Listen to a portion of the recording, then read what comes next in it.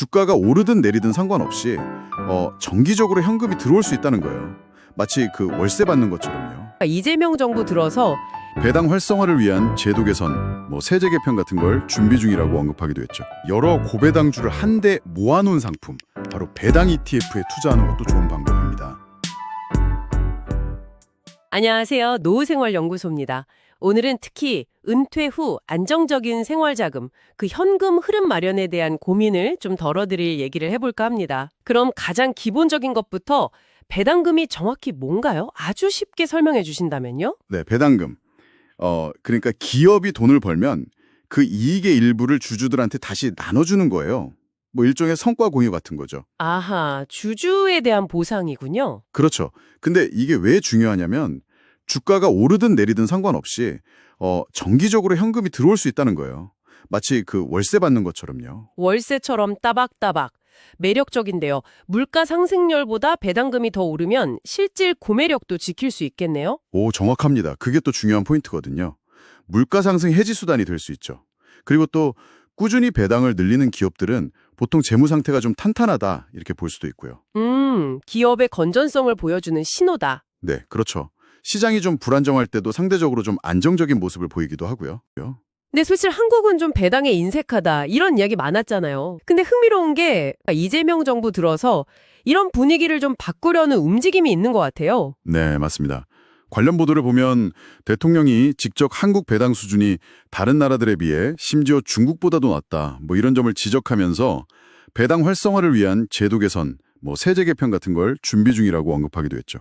그러니까 배당 많이 주는 회사에 투자하면 세금 혜택을 주겠다 이런 취지죠. 단순히 세금 깎아주는 걸 넘어서 어쩌면 주식 투자를 부동산처럼 좀 안정적인 노후 생활비 마련 수단으로 만들려는 어떤 큰 그림의 일부 이렇게 봐도 될까요? 네, 충분히 그렇게 해석할 수 있습니다.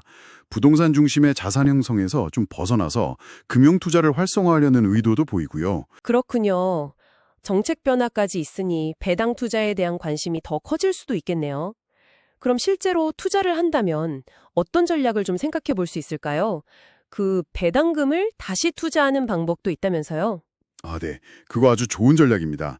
배당 재투자, 영어로는 DRIP라고도 하는데요. 받은 배당금으로 그 주식을 다시 사는 거예요. 아, 받은 돈으로 바로 또 주식을 산다. 네, 그러면 이제 복리 효과가 생기죠. 눈덩이 굴리듯이 장기적으로 자산을 더 크게 불릴 수 있는 아주 효과적인 방법입니다. 복리 효과. 매력적이네요. 근데 어떤 종목을 골라야 할지 이게 좀 어려울 것 같아요.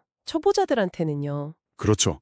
그럴 때는 여러 고배당주를 한데 모아놓은 상품, 바로 배당 ETF에 투자하는 것도 좋은 방법입니다. 아, ETF요? 네, 소액으로도 여러 우량 배당주에 분산 투자하는 효과가 있으니까 훨씬 안정적이고 또 편리하죠. 그렇군요.